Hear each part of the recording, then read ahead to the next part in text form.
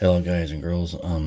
I actually wanted to go ahead and upload some more dreams that I had that I thought were disturbing. And they're probably disturbing because of the times that we're actually in. And I think that they reflect what's going on and what's on the way over the horizon. Um, I had I had multiple dreams last night, but there was two in particular that really caught my attention. And one of them was war that's coming. And in the dream, like I said, it was interesting. I saw that there was like this military base, and I saw a lot of concrete structures. I saw passageways, and I don't know where this location was. It was probably even in a desert. I don't know, but but I definitely saw a lot of white concrete structures, and I know that there was it could have been also a massive Air Force base as well because there was C-130s and other kind of aircraft there, but especially C-130s. And I saw that there was you know I can't really even say that they were Army. I can't even say they were Navy because Navy now wears green too.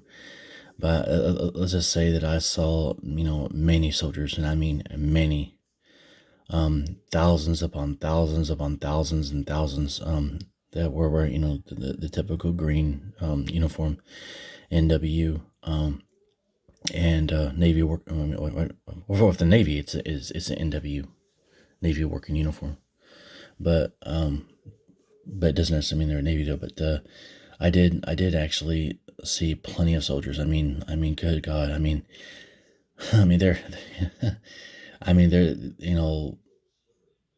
they're there could have been even anywhere from 5,000 to 10,000 soldiers there. It was that ridiculous. And I saw that they were everyone was in a rush. Um, but it was almost like a hospital where it's organized chaos. It wasn't chaos, but it was organized chaos, and everyone was in a rush. Everyone was moving like they were moving with a purpose. And um, I remember that they were arriving at this place, probably by bus, maybe by car, perhaps even by transit. But they were arriving in droves, and it could have been like a checkpoint, or um, a deployment area. And I saw them coming down these passageways and through these buildings, and they were coming up through this one particular area. That was after like a narrow passageway, and there was like three, uh, guards that were there. One of them was obviously an officer, because he was obviously distinguished, and the other two may have been enlisted, but they were all guys. Um, they had like a really sinister, sarcastic look on their face, and also the way they carry themselves. That they weren't nice people at all. But these guys were they were crossing through this checkpoint, and it was there was like walls on both sides. It was pretty wide actually, wide enough for quite literally multiple tanks to get through, parked side by side. It was like I said, it was a huge base. But there were only so many guards that were allowed to cross at once. I don't understand the purpose of that. And there was only three guards there, and it's just they would shout things to him, like the guards that were going, that hey, hurry up, um I remember one of the guards, he was talking to one of the soldiers, and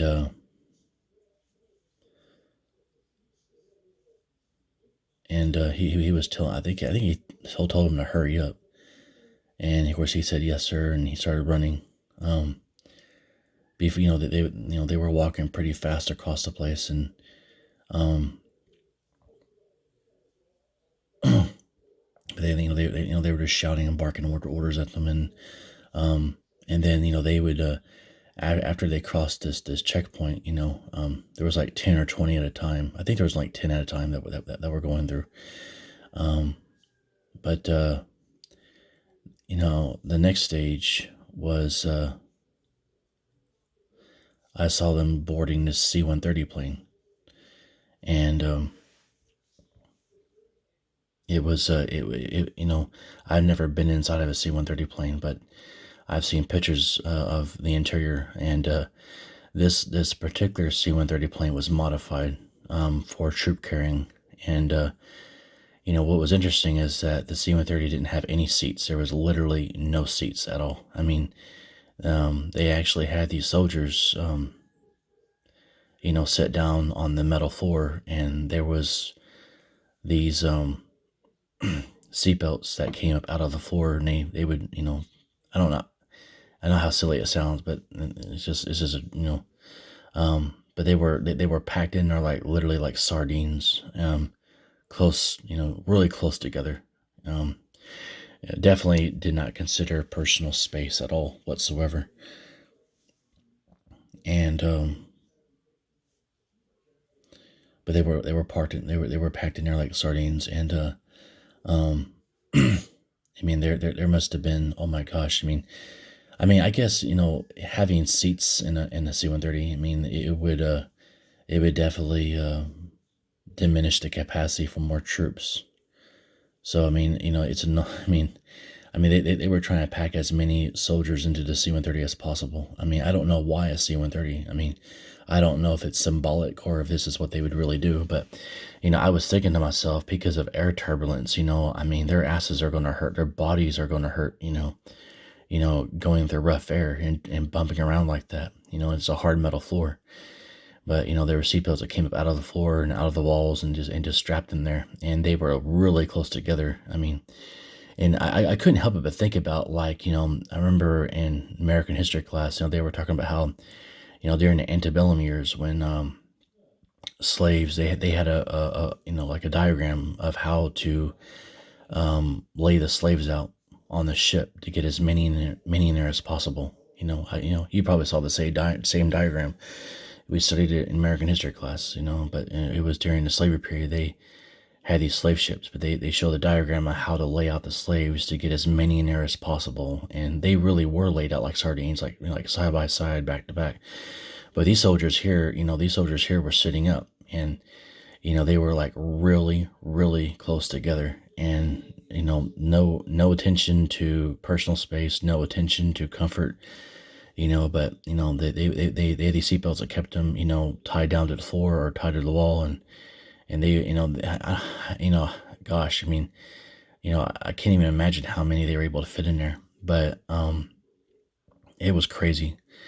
But the thing about it is that, before, I guess I was seeing this through a soldier's eyes, and, in the dream, it's not the first time I've actually had a dream where I saw an event or something through a soldier's eyes, or just somebody else's eyes, But I remember being, before I entered the plane, it was like, I don't know if it was a Holy Ghost speaking through this one person, or I don't know, but it's, I sense that most of these soldiers were not going to be coming back.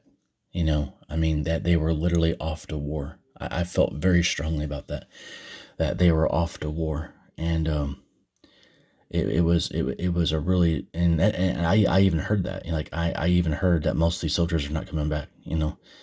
They were off to war, a savage war, a terrible war, and it could have been World War III. I don't know. It probably was. But there was definitely a rush, to get them on the plane, and there was definitely an effort to pack as many people in there as possible, many soldiers in there as possible, and I mean packed, side by side, sitting up. No, like I said, no, the comfort, the hell with seats. They just had them sit on the metal floor against the metal wall. I mean, it was just, it was almost like cattle. But they gave no thought for comfort, no thought for personal space. And but yeah, I definitely saw that they were wearing green. But you know, but I but I just thought, like, I mean, it's amazing. I mean, it's just, and a lot of these guys, I don't even think they even knew where they were going. I don't, but it was, and the thing about it is that at the very end of the dream, I don't really know how to make sense of this, but I think I think it could have been symbolic once again. Sometimes dreams interpret themselves, but sometimes they don't. But at the very end of the dream, I saw, like, and I think this is definitely symbolic, because there's no base that looks like this. But I saw, like I saw a glimpse of Australia, and I saw there was like this huge base in the shape of a plane. So I mean, I don't know if that was a destination point, or it could even been that this whole scene was taking place in Australia, or it could be that American soldiers could be heading to Australia. I don't know, but like, obviously there's no base shape that way, but it must have been symbolic. But there were definitely multiple C-130s there, and so I mean, I just add two and two together. But I thought that was really crazy. But in the dream, I sensed that this was not preparation for war. This was war. I mean, because it definitely, when it comes to the urgency that I felt, and but the next dream I had was really irrelevant. I mean, it was completely, like, non-related, and but I thought it was worth mentioning because it was pretty insane. Um, the I agree with what one guy said. I can't remember his name, but he was mentioning how, like in the early 2000s, it was the .com boom, but in the future,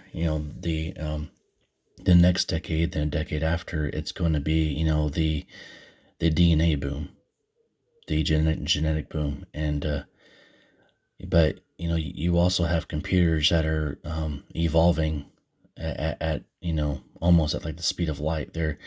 Um, they're basically saying that in 10 to 20 years, uh, a machine will be able to pretty much do whatever a human can do, but faster and better. But where I'm getting at is, in the dream, I saw something crazy. And I don't know why I dream these dreams back to back, but it was the fact that because of quantum computers, which is a supercomputer on steroids. Just when you thought a supercomputer was fast, a quantum computer is millions times more faster.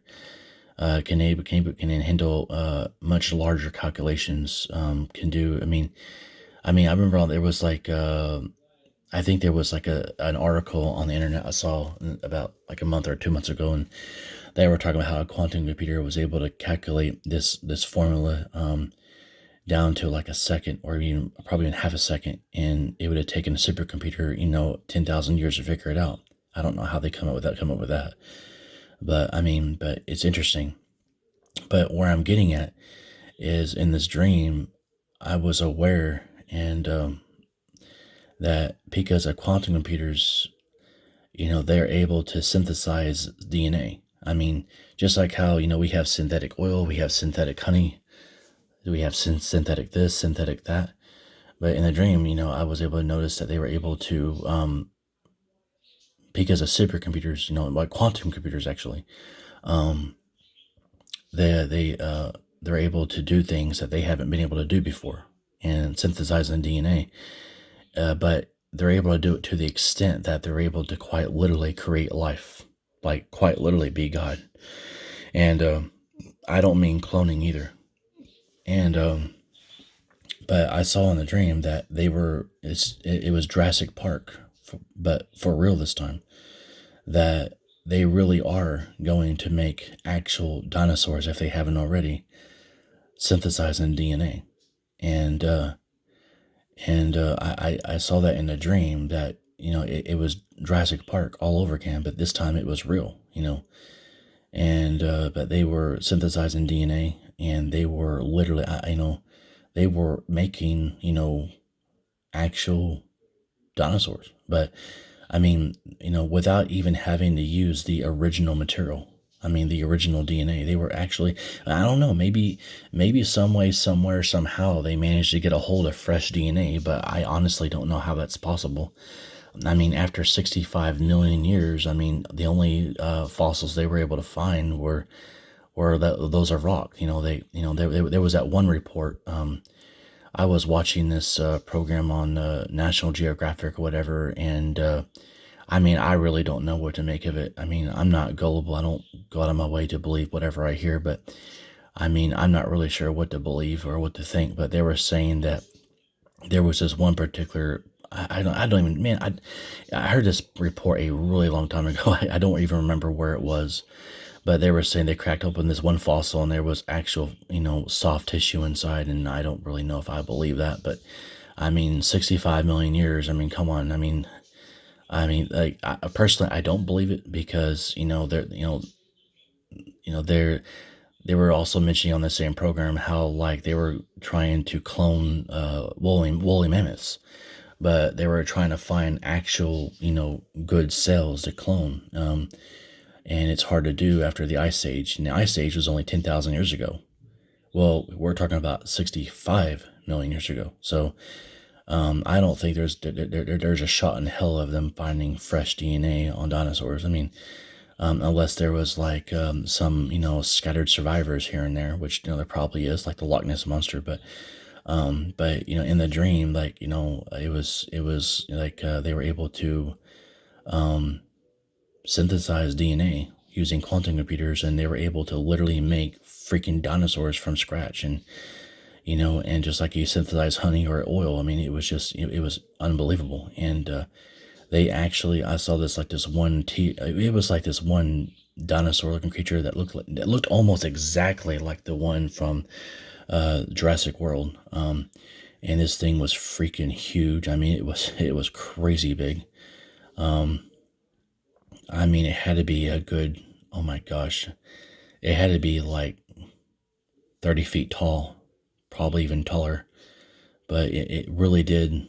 I mean, it really did cause me to think of that creature from Jurassic World. But like I said, the two dreams have nothing to do with each other. But I just had those two dreams back to back. But but the only reason why I'm talking about it was because I actually heard them mentioning something about it, like about quantum computers and the fact that they're able to use it to do things that they have never been able to do before, things that previously would have been impossible.